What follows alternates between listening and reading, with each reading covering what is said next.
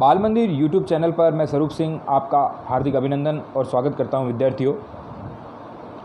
गत वीडियो के अंदर हमने प्रबंध के कुछ प्रमुख कार्य हैं उनको ट्रिक सहित समझने का प्रयास किया और उन्हें व्याख्या सहित भी समझा। विद्यार्थियों, आशा करता हूं कि आप प्रत्येक वीडियो को लगातार इस वीडियो में आप बने रहें और इस वीडियो के माध्यम से अपने नोट्स भी तैयार करते रहें और वीडियो को ज़रूर देखें विद्यार्थियों, ताकि ये आपका समय जो आज इस कोविड-19 के तहत आप इस समय का भरपूर उपयोग ले सके। विद्यार्थियों, आगे की अगर मैं बात करूं तो आज विद्यार्थियों हम प्रबंध के सहायक कार्यों की बात करेंगे, जिसकी भी मैंने एक आपको ट्रिक बताई थी।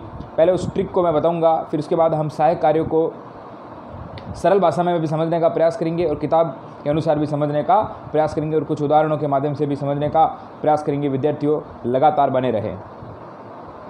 विद्यार्थियों, गौर करें, जो हमारी ट्रिक थी सहायक कार्यों की वो थी डीपी को क्रेडिट करना है। विद्यार्थियों, गौर करें, डीपी को क्रेडिट करना है। डी से हमारा मतलब यहाँ था डी से हमारा मतलब था, गौर करें विद्यार्थियों, निर्णय यानी डिसीजन लेना। विद्यार्थियों, डिसीजन लेना, डिसीजन का मतलब निर्णय। विद्यार्थियों, गौर करें, डिसीजन का मतलब था निर्णय लेना। और विद्यार्थियों, पी से हमारा तात्पर्य था पोस्टिंग यानी कि नियुक्ति करना। पोस्टिंग यानी कि नियुक्ति करना। विद्यार्थियों, गौर करें, पोस्टिंग यानी कि नियुक्ति करना। विद्यार्थियों, गौर करें, ये दूसरा बिंदु था, नियुक्ति करना। उसके बाद हमारे पास था आई से मतलब था इनोवेशन। विद्यार्थियों, गौर करें, इनोवेशन का मतलब होता है नवाचार या नव परिवर्तन। विद्यार्थियों, गौर करें, नवाचार या नव परिवर्तन। तीसरा बिंदु हमारा था नवाचार या नव परिवर्तन। और चौथा बिंदु हमारा था सी से हमारा मतलब है यहाँ कम्युनिकेशन। विद्यार्थियों, आपने ईआरयू में भी ये इस कम्युनिकेशन को पढ़ा था। विद्यार्थियों, कम्युनिकेशन यानी कि संप्रेषण, एक बात को दूसरे तक पहुँचाना, संप्रेषण। और अंतिम बिंदु हमारा था आर का मतलब था रिप्रेजेंटेटिव।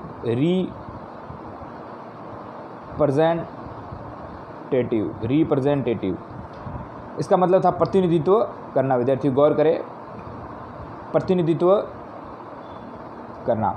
इस प्रकार जो हमारी ट्रिक थी डीपी को क्रेडिट करना है, आज इस 5 बिंदुओं को हम विद्यार्थी व्याख्या से समझने का प्रयास करेंगे।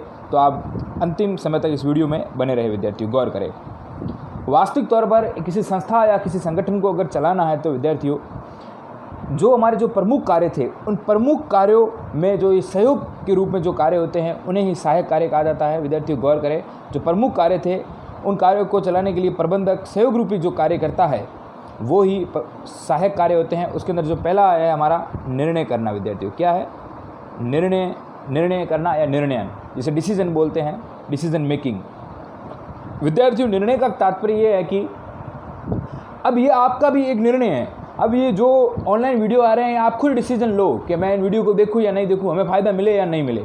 अगर आपको फ़ायदा लेना है तो आप निश्चित रूप से इन वीडियो को देखोगे, अगर आपको फ़ायदा नहीं लेना है तो आप वीडियो नहीं देखोगे। ये आपका खुद का एक निर्णय है। उसी प्रकार विद्यार्थियों, गौर करें, किसी कार्य को करने या नहीं करने के संबंध में विद्यार्थियों उपलब्ध विभिन्न विकल्पों में से किसी एक को चुनना, ये हमारा एक निर्णय है। अगर हम 10वीं कक्षा की बात करें, हम प्रोबेबिलिटी पढ़ते थे, प्रायिकता पढ़ते थे, तो उसमें विभिन्न प्रकार के कुछ रैंडमली हम कोई यादृच्छिक रूप से किसी चीज़ को, जैसे कि विभिन्न प्रकार के ताश के पत्तों में से किसी एक पत्ते को निकालना, ये भी एक अपना एक डिसीजन होता है, निर्णय होता है। तो आज के इस प्रमुख रूप से अगर कोई संगठन में हमें कार्य जो करना है, हमें नहीं करना है, कौन से कार्य को छोड़ना है, कौन सा कार्य हमारे लिए उपयोगी नहीं है, कौन सा कार्य उपयोगी है, ये हमारा एक निर्णय है। उसी आधार पर वैकल्पिक तौर पर, अगर आज आपके वैकल्पिक तौर पर ऑनलाइन क्लासेस चल रही है, आप निर्णय लेते हो कि हमें ऑनलाइन के माध्यम से पढ़ना है और इसे छोड़ना है, हम ऑफलाइन के माध्यम से पढ़ेंगे। विद्यार्थियों, ऑफलाइन के माध्यम से पढ़ोगे मगर ये रिवीजन बेस पर आज आपको ये बहुत बड़ा फायदा होगा। तो ये आपका खुद का एक निर्णय है। अब आप सर्वश्रेष्ठ निर्णय कैसे लो? उसी प्रकार संगठन को चलाने के लिए, एक व्यवसाय चलाने के लिए एक सर्वश्रेष्ठ निर्णय लिया जाता है। विद्यार्थियों, गौर करें, कैसा निर्णय लिया जाता है? सर्वश्रेष्ठ निर्णय लिया जाता है। किसके द्वारा? प्रबंधक के द्वारा। विद्यार्थियों, गौर करें, अब वो प्रबंधक कैसा निर्णय लें ताकि व्यवसाय सुचारू रूप से चल सके? वो अपनी बौद्धिक क्रियाओं का उपयोग करेगा। विद्यार्थियों, अपने बौद्धिक क्रियाओं का उपयोग करेगा। विद्यार्थियों, गौर करें, अपनी बौद्धिक क्रियाओं से वो विभिन्न प्रकार के निर्णय लेगा, क्या चीज़ छोड़नी है, क्या चीज़ को अपनाना है। ये एक निर्णय की प्रक्रिया है। एक व्यवसाय को सुचारू रूप से चलाने के लिए विभिन्न कार्यों में से कौन से कार्य करने हैं और कौन से कार्य को त्यागना है, और अपनी बौद्धिक प्रक्रिया, अपनी मानसिक योग्यता से जो निर्णय लिए जाते हैं वही एक निर्णय प्रक्रिया होती है और वही सुचारू संगठन के अंदर चलती है। ये तो सरल भाषा के अंदर था। अब हम इसे किताब के माध्यम से भी पढ़ने का प्रयास करेंगे। मैंने आपको पहले बताया, किसी कार्य को करने या न करने के संबंध में उपलब्ध विभिन्न विकल्पों में से किसी एक श्रेष्ठ विकल्प की चयन की प्रक्रिया है। विभिन्न आपके सामने विकल्प होंगे, 1 2 3 4 5 6। अब इसमें से आप कौन से विकल्प को चूज़ करते हो जो श्रेष्ठ होता है। अगर आप एक कॉम्पिटिशन का एग्जाम भी देते हो तो उसमें भी 4 विकल्प आते हैं और उसमें सर्वश्रेष्ठ विकल्प जो होता है वही उसका उत्तर होता है, उसमें भी चूज़ करते हो। उसी प्रकार आप व्यवसाय चलाते हो, उसमें आप बौद्धिक प्रक्रिया, अपने बौद्धिक दिमाग के आधार पर आप विभिन्न विकल्पों में से किसी एक को चूज़ करना है, किसको त्यागना है, वो आपकी एक प्रोसेस होता है। विद्यार्थी गौर करें, यह एक बौद्धिक प्रक्रिया है जिसके द्वारा किसी समस्या के समाधान या उद्देश्य की प्राप्ति के लिए कुछ संभावित विकल्पों में से एक उपयुक्त विकल्प का चयन किया जाता है। कैसी प्रक्रिया? बौद्धिक, इंटेलेक्चुअल माइंड से अपन को जो भी संभावित हमारे सामने विकल्प रहते हैं, मौजूद रहते हैं, उनमें से किसी एक को चूज़ करना है, उस एक का चयन करना है। प्रबंधकों को गौर करें विद्यार्थियों, प्रबंधकों को प्रत्येक क्षण महत्वपूर्ण निर्णय लेने होते हैं तो संगठन के कार्य और कार्य प्रणाली को प्रभावित जो करते हैं। अगर एक सफल प्रबंधक उचित निर्णय ले लेता है तो वो जो कार्य होते हैं वो संगठन को प्रभावित करते हैं और प्रभावित नहीं करेंगे। इस प्रकार के निर्णय, उचित निर्णय लेकर एक सफल प्रबंधक अपने संगठन को सुदृढ़ रूप में पायदान पर ले जा सकता है। विद्यार्थियों गौर करें, यह प्रबंधक की कार्य निर्णय प्रक्रिया होती है, प्रबंध के प्रत्येक कार्य में अंतर्व्याप्त होता है। इसलिए एक प्रबंध शास्त्री हुए विद्यार्थी गौर करें, आप नोट करें विद्यार्थियों, ये कोटेशन आपको लिखते वक्त हमेशा याद रखना है ताकि आपके अच्छे मार्क्स आ सके। हर्बर्ट, विद्यार्थी कौन हुए? हर्बर्ट करके प्रबंध शास्त्री हुए। इन्होंने क्या बताया इस बारे में? विद्यार्थियों गौर करें, हर्बर्ट करके प्रबंध शास्त्री हुए। उन्होंने बताया निर्णय एक प्रबंध समानार्थ है। निर्णय, डिसीजन लेना, और प्रबंध यानी मैनेजमेंट करना, ये एक समानार्थ है। जो प्रबंध का सहायक कार्य है वो उसको समानार्थक बताया। किसने बताया? हर्बर्ट। बर्ट कहते हैं कि निर्णय एवं प्रबंध एकदम समानार्थी है। विद्यार्थियों गौर करें। अगला बिंदु है हमारा नियुक्ति करना। विद्यार्थियों, नियुक्ति करने से मैं अगर आपको चीज़ बता दूं, ये दो रूप में चलेगा नियुक्ति करना। नियुक्ति करना वास्तव में क्या होता है? अगर हम नौकरी प्राप्त करते हैं, फिर हमारी पोस्टिंग होती है, नियुक्ति होती है। उसी प्रकार एक संगठन के अंदर भी एक नियुक्ति प्रोसेस चलता है। विद्यार्थियों गौर करें, संगठन के अंदर भी एक नियुक्ति प्रोसेस चलता है। तो नियुक्ति को दो प्रमुख रूपों में बांटा गया है। एक भौतिक रूप में बांटा गया है विद्यार्थियों, भौतिक संसाधन के रूप में बांटा गया है। जो व्यवसाय को चलाने के लिए, संगठन को चलाने के लिए हम विभिन्न प्रकार की फैक्ट्री खड़ी करते हैं, ढांचा खड़ा करते हैं, उसमें उपलब्ध संसाधन लेके आते हैं, उसमें विभिन्न प्रकार के जो इंफ्रास्ट्रक्चर्स खड़ा करते हैं वो भौतिक संसाधन के अंदर लिए गए हैं। और एक मानव संसाधन यानी ह्यूमन रिसोर्स। विद्यार्थी गौर करें, मानव संसाधन यानी ह्यूमन रिसोर्स। अब इस ह्यूमन रिसोर्सेज के अंदर क्या क्या चीज़ ली जाएगी उसके बारे में भी हम पढ़ेंगे। विद्यार्थी गौर करें, तो मैं सरल शब्दों में अगर बता दूं तो इसका क्या तात्पर्य है? प्रथम जो भौतिक संरचना होती है उसके अंदर किन किन चीज़ों को शामिल किया गया, और विद्यार्थियों जो मानव संसाधन के रूप में एक कर्मचारी या फिर प्रबंधक की नियुक्ति करना, उन्हें किस प्रकार वेतन देना, किस प्रकार उनकी नियुक्ति को सेवानिवृत्त के माध्यम से उन्हें फिर पेंशन उपलब्ध करवाना, विभिन्न प्रकार की ऐसी योजनाएं जो चलती है। कर्मचारियों की भर्ती होती है, कर्मचारियों की नियुक्ति होती है, उनका इंटरव्यू होता है जिसे साक्षात्कार बोलते हैं। विभिन्न प्रकार और कम उपलब्धता पर विभिन्न प्रकार के कर्मचारियों की छंटनी करना, कौन से कर्मचारी को लेना करना, ये सब इस नियुक्ति प्रोसेस के अंदर आता है। विद्यार्थियों गौर करें, तो सुने विद्यार्थियों, प्रथम जो भौतिक संरचना है, हमने दो प्रकार का इसका रूप बताया। प्रथम जो भौतिक संरचना उसमें क्या क्या शामिल किया गया? एक तो भवन शामिल किया गया, भवन की व्यवस्था करना, उपकरण और मशीन की व्यवस्था करना, सामग्री, विभिन्न प्रकार के मटेरियल जुटाना। एक फैक्ट्री को चलाने के लिए हमें मटेरियल की उपलब्धता रहेगी, विभिन्न प्रकार के रॉ मटेरियल, कच्चे माल की उपलब्धता रहेगी, वो करना। और दूसरी बात, व्यवसाय का सबसे बड़ा एक रूप है कि अगर पूंजी नहीं है तो कुछ नहीं है। अगर आपके पास धन ही नहीं है तो आप किस प्रकार ढांचा खड़ा कर सकते हैं, किस प्रकार उपकरण ला सकते हो? तो पूंजी आदि की व्यवस्था करना, उसे एकत्रित करना। विद्यार्थियों गौर करें, व्यवस्थित करना। दूसरा जो मैंने मानवीय संरचना बताई, जो मानवीय संसाधन बताए, उसमें योग्य कर्मचारियों की भर्ती एवं उसका विकास कार्य होता है। विद्यार्थियों, प्रबंधक संस्था में किए जाने वाले कार्यों के अनुरूप योग्य व्यक्ति उचित पारिश्रमिक पर चयन कर नियुक्त किए जाते हैं। उसे उचित पारिश्रमिक प्रदान करवाना। पारिश्रमिक का मतलब है उन्हें उस कार्य के दौरान जो वेतन दिया जाता है वो उपलब्ध करवाना।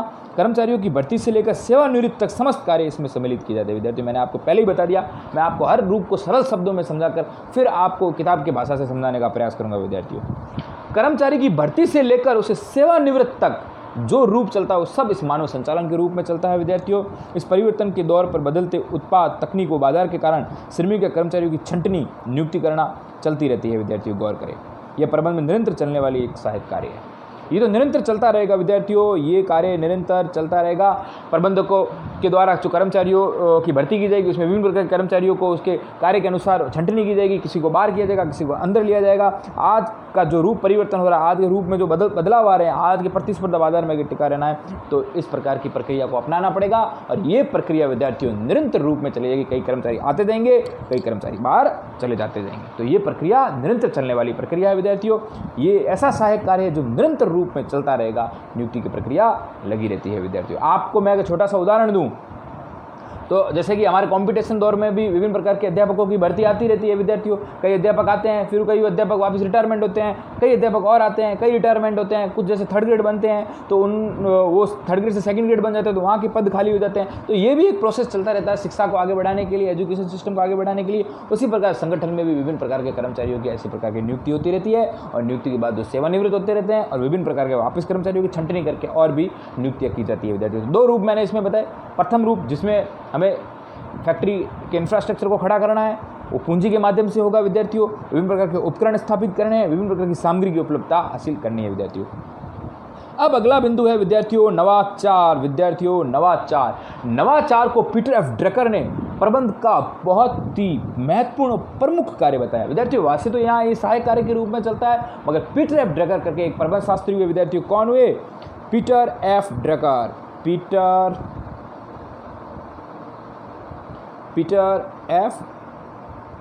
ड्रकर करके प्रबंध शास्त्री हुए। उन्होंने इसे नवाचार को प्रमुख कार्य बताया, और जो सहायक कार्य है उन्होंने इसे प्रमुख और महत्वपूर्ण कार्य बताया विद्यार्थियों, गौर करें।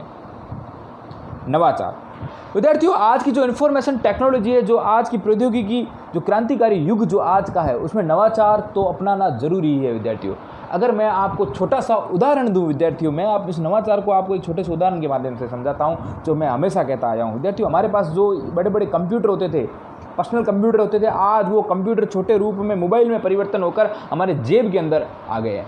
और मैं अगर छोटा सा उदाहरण दूं, और ये एक नवाचार की प्रणाली है, और इस नवाचार के माध्यम से हम संगठन के अंदर विद्यार्थियों, इस नवाचार के माध्यम से ही हम विद्यार्थियों इस नवाचार के माध्यम से ही क्या कर सकते हैं संगठन के अंदर? इस नवाचार के माध्यम से ही विद्यार्थियों हम संगठन के अंदर कम लागत से अधिक उपलब्धता प्रदान करवा सकते हैं विद्यार्थियों। विभिन्न प्रकार के सृजनात्मक कार्य कर कर, नई नई क्रिएटिविटी कर कर हम हमारे संगठन को सुदृढ़ और संबल बना सकते हैं विद्यार्थियों, गौर करें। आज के इस विशिष्ट प्रतिस्पर्धा युग के अंदर हम विभिन्न प्रकार के संगठन के अंदर टिके रहना है, तो विभिन्न प्रकार की न्यू ट्रेंड या नवीन प्रवृत्तियों को अपनाना होगा विद्यार्थियों। इस बदलते परिवेश को निरंतरता देखकर विभिन्न प्रकार के हमें शोध करने होंगे, रिसर्च करने होंगे।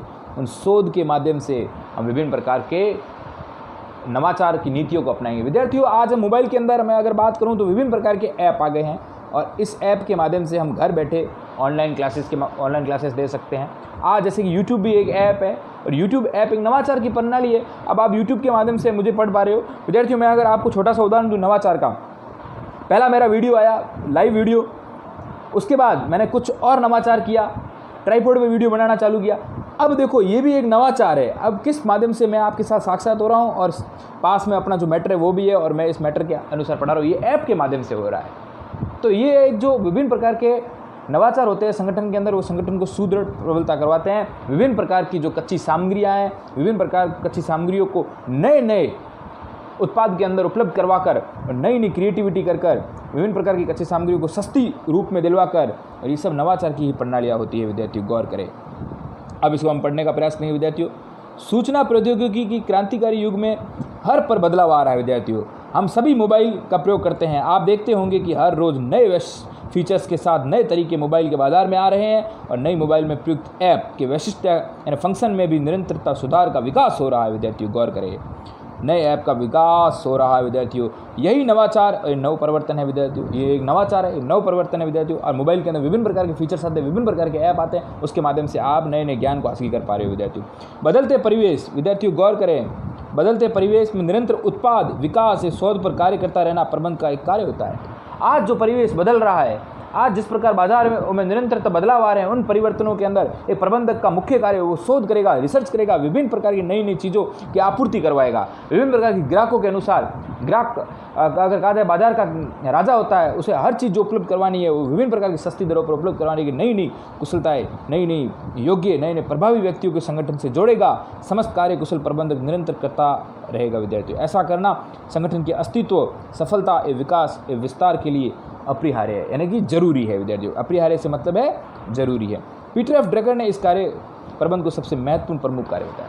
विद्यार्थियों, अगर व्यवसाय या संगठन का विकास करना है, उसमें निरंतरता लानी है, विभिन्न प्रकार के व्यक्तियों को संगठन के अंदर जोड़ना है, विभिन्न प्रकार की आपूर्तिकर्ताओं को खोजना है और क्रेता की पूरी जो उसकी इच्छा अनुसार माल को उपलब्ध करवाना है, तो विभिन्न प्रकार के नवाचार आपको लाने पड़ेंगे। इसीलिए पीटर एफ ड्रकर करके प्रबंध शास्त्री हुए, जिन्होंने क्या बोला, नवाचार संगठन या फिर प्रबंध का सबसे महत्वपूर्ण कार्य है विद्यार्थियों, गौर करें। नवाचार के बाद विद्यार्थियों हमारा चौथा बिंदु और सेकंड लास्ट बिंदु आता है संप्रेषण। विद्यार्थियों कौन सा बिंदु आता है, संप्रेषण। और इस संप्रेषण को मैंने आपको 11वीं कक्षा में भी समझाया था विद्यार्थियों, संप्रेषण कम्युनिकेशन। विद्यार्थियों अगर संप्रेषण ही नहीं हो पाएगा तो वो काम क्या होगा, यानी कि संप्रेषण का मतलब होता है इंग्लिश में कम्युनिकेशन। कम्युनिकेशन विद्यार्थियों, कम्युनिकेशन से तात्पर्य है एक प्रेषक होता है विद्यार्थियों, गौर करें मैं इसको समझाता हूँ। एक प्रेषक होता है यानी कि भेजने वाला, ये अपनी सूचना प्रेषित को भेजता है। प्रेषित यानी कि पाने वाला। ये प्रेषित इस सूचना को समझता है और समझकर वापस इसे ये इनकोडिंग करता है विद्यार्थियों, समझता है, इनकोडिंग कर ये डिकोडिंग के माध्यम से वापस यहाँ प्रेषक को भेजता है और प्रेषक इसका फीडबैक लेता है यानी कि प्रतिपुष्टि करता है। ये एक संप्रेषण होता है विद्यार्थियों। अगर इस सरल शब्दों में कोई चीज़ को समझा रहा है तो इसकी समझ में आ रही है और ये समझ उसका प्रत्युत्तर दे रहा है। अगर ये प्रेषित को कुछ चीज़ समझ में नहीं आ रही है तो उसकी प्रतिपुष्टि प्रेषक के पास नहीं पहुंच पाती है विद्यार्थियों। इसीलिए किसी संगठन को चलाने के लिए किसी अपने संदेशों को आदान प्रदान किया जाता है और एक भेजने वाला और सुनने वाले में दोनों में संतुष्टि प्रदान हो जाती है, उसकी बात वो समझ जाता है, तो ये एक संप्रेषण उचित संप्रेषण कहलाता है। उचित संप्रेषण के माध्यम से विभिन्न प्रकार की जो अफवाहें होती है, मनमुटाव होते हैं, दुर्भावनाएं होती है, वो सब दूर हो जाती है और सफल संचालन चल पाता है और कर्मचारी कुशलतापूर्वक कार्य करते हैं। इसीलिए हमने पदाधिकारियों की कड़ी में भी बताया था कि एक उच्च लेवल का जो निम्न स्तर तक कैसे अपनी बात पहुंचाता है, अगर बीच बीच में अगर बात पहुंचती आती है तो उसमें कई भ्रामक चीज़ें स्थिति उत्पन्न आ सकती है। मगर संप्रेषण अगर सीधा संप्रेषण होता है तो उसमें विभिन्न प्रकार की जो भ्रांतियाँ दूर चली जाती है और ये संगठन को फ़ायदा पहुँचाता है और कर्मचारियों को। हमारा यहाँ कहने का मतलब है कि संगठन में कैसे फ़ायदा पहुँचाता है। कुछ जो कार्य होते हैं वो डायरेक्ट जो सीधे रूप में किसी कर्मचारी उच्च प्रबंधक के द्वारा कर्मचारी को प्रदान किए जाते हैं और वो उस दिशा और निर्देश और आदेश को सुनकर विभिन्न प्रकार के कार्यों को, सोपानों को अंजाम प्रदान करवाता है, तो ये कर्मचारी कुशलतापूर्वक कार्य करते हैं, संगठन के लिए बहुत ही लाभदायक होते हैं विद्यार्थियों, गौर करें। प्रबंधक व कर्मचारियों के मध्य विचारों, तथ्यों, सूचनाओं एवं भावनाओं के आदान प्रदान के लिए संप्रेषण कहते हैं। जो साधारण भाषा में अगर मैं कहूँ, साधारण शब्दों में कहूँ, एक प्रबंधक द्वारा और प्रबंधक कर्मचारियों के मध्य जो विचार होते हैं, जो तथ्य होते हैं, जो सूचनाएं होती है, जो उनकी भावनाएं होती है, वो आदान प्रदान करना ही संप्रेषण होता है और वो सुनकर उसकी प्रतिपुष्टि वापस फीडबैक पहुंचाता है, वो एक संप्रेषण होता है विद्यार्थियों, गौर करें। संप्रेषण प्रबंध के विभिन्न स्तरों पर संदेश, निर्देश, आदेश, सुझाव, सूचना का प्रसारण है ताकि कर्मचारी कुशलतापूर्वक कार्य निष्पादित कर सके। विद्यार्थियों मैंने आपको सरल शब्दों में समझाया है संप्रेषण क्या है। विभिन्न प्रकार के जो आदेश है, विभिन्न प्रकार के जो निर्देश दिए जाते हैं, वो कर्मचारी सुने और उन्हें कुशलतापूर्वक कार्य करें विद्यार्थियों। सुचारू संप्रेषण व्यवस्था या प्रणाली को लागू करना प्रबंधक का विशेष कार्य है। सुचारू संप्रेषण विद्यार्थियों, संप्रेषण कैसा होना चाहिए, सुचारू, यानी कि उसका सही रूप होना चाहिए। व्यवस्था करना, उस प्रणाली को लागू करना विद्यार्थियों, लागू करना ये विशेष कार्य किसका है, प्रबंधक का है। प्रभावी संप्रेषण प्रणाली से कर्मचारियों में फैलने वाला, अगर संप्रेषण प्रभावी है, इफेक्टिवली है, यानी कि बिल्कुल एकदम तथ्यों पर आधारित है, फैक्चुअल है, जिसके अंदर सिद्धांत है, जिसके अंदर कोई अफवाह नहीं है, तो प्रभावी संप्रेषण अगर होगा तो भ्रम होगा, जो अफवाह होगी, मनमुटाव होगा, दुर्भावना, ये सब दूर हो जाएगी विद्यार्थियों, गौर करें, ये सब दूर हो जाएगी। तो ये एक संप्रेषण की कड़ी है जिसमें अंदर प्रबंधक और कर्मचारियों के बीच में जो उनके विचार होते हैं, जो उनकी सूचनाएं होती हैं, एक दूसरे के पास पहुंच पाती है, आदान प्रदान हो पाता है, उसे संप्रेषण कहा जाता है विद्यार्थियों, गौर करें। अंतिम बिंदु है विद्यार्थियों अपना प्रतिनिधित्व। विद्यार्थियों प्रतिनिधित्व से क्या तात्पर्य है हमारा, विद्यार्थियों गौर करें। प्रतिनिधित्व यानी रिप्रेजेंट। विद्यार्थियों एक व्यक्ति कैसे अपना रिप्रेजेंट करेगा, विद्यार्थियों गौर करें। प्रतिनिधित्व का मतलब है अपना रिप्रेजेंट करना। मैं अपना प्रतिनिधित्व अगर एक अध्यापक के रूप में किस प्रकार रिप्रेजेंटेटिव करूं ताकि आप मेरे से बने रहे और आप हमेशा इन वीडियो को देखकर पढ़ पाए। उसी प्रकार एक प्रबंधक का भी प्रतिनिधित्व होता है और वो अपने संगठन को चलाने के लिए किस प्रकार अपना कार्य करने के लिए सोपान पर खड़ा रहता है। विद्यार्थी गौर करें। प्रत्येक व्यवसाय को प्रभावित करने वाले बाहरी घटक तत्वों से संपर्क में रहना, उनसे अच्छे संबंध बनाना। विद्यार्थियों गौर करें, रिप्रेजेंटेटिव कैसे करेगा विद्यार्थियों? एक संगठन को चलाने के लिए जो बाहरी तत्व है, जैसे कि आज एक संगठन है तो वो सामाजिक तत्वों से भी प्रभावित होगा, धार्मिक तत्वों से भी प्रभावित होगा। विद्यार्थियों गौर करें। और वो भौतिक वातावरणीय तत्वों से भी प्रभावित होगा। अब उन सब से कैसे अच्छे संबंध बनाए जाए, उनसे किस प्रकार वार्तालाप की जाए। विद्यार्थियों कैसे अच्छे संबंध बनाए जाए, कैसे उनसे वार्तालाप की जाए, उनके साथ विचार गोष्ठियाँ का मतलब है यानी मिलकर बात करना, यानी ग्रुप में समूह में बात करना किस प्रकार की जाए। संगठन के हितों की सुरक्षा करना, समस्त कार्य आज के वैश्विक युग में नितांत आवश्यक हो गए हैं। विद्यार्थियों इसके लिए प्रबंधक को संबंधित एसोसिएशन दल या संघ में हिस्सा लेने के लिए संगठन का प्रतिनिधित्व करना पड़ता है। विद्यार्थियों इसलिए एक सफल प्रबंधक को विभिन्न प्रकार के बाहरी तत्वों को ध्यान में रखते हुए उन संगठन में हिस्सा लेना पड़ता है। विद्यार्थियों गौर करें। एक प्रबंधक, सफल प्रबंधक विद्यार्थियों क्या करेगा? जो बाहरी जो तत्व हैं उनसे अच्छे संबंध बनाएगा। विद्यार्थियों उनसे विचार करेगा, उनसे गोष्ठियाँ करेगा और ये सब जो वैश्विक स्तर पर जो की जाएगी, जो नितांत ये जो आवश्यकता होती है एक व्यवसाय के लिए, इससे प्रबंधक से संबंधित एसोसिएशन बने होते हैं और दल बने होते हैं, संघ हिस्से होते हैं, उनमें प्रतिनिधित्व करता है और आगे चलता है। विद्यार्थियों इसके बाद हम प्रबंध की जो भूमिकाएं हैं और प्रबंध की पदानुक्रम में जो अगला टॉपिक है वो अगले वीडियो में पढ़ने का प्रयास करेंगे और ये भी जानेंगे कि वास्तव में एक प्रबंध शास्त्री हुए थे मिंटेजबर्ग, उन्होंने बताया था कि प्रबंधक इन सब प्रमुख सहायक कार्यों को समान मात्रा में करता है। उसका अगले वीडियो में हम पढ़ने का प्रयास करेंगे। विद्यार्थियों धन्यवाद। और जो मैं प्रश्नोत्तर आपको दे रहा हूँ वो करते रहना। इससे पहले मैं आपके प्रबंध को प्रमुख और सहायक कार्यों को भी लिखना है और जो मैंने ट्रिक बताई है उसको भी आपको लिखनी है और कैसे आपको समझना है वो आपका अगला पर्सन है, जो मैंने पहले वीडियो में दे दिए थे पर्सन, और इस वीडियो के माध्यम से मैं आपको बता रहा हूँ। विद्यार्थियों और दूसरी बात, हमारे रविवार को वीडियो नहीं आएंगे, यानी रविवार को आपके लिए छुट्टी रहेगी ताकि आप पर ज़्यादा बर्डन नहीं पड़े, आराम से आप वीडियो देखते रहे। विद्यार्थियों धन्यवाद।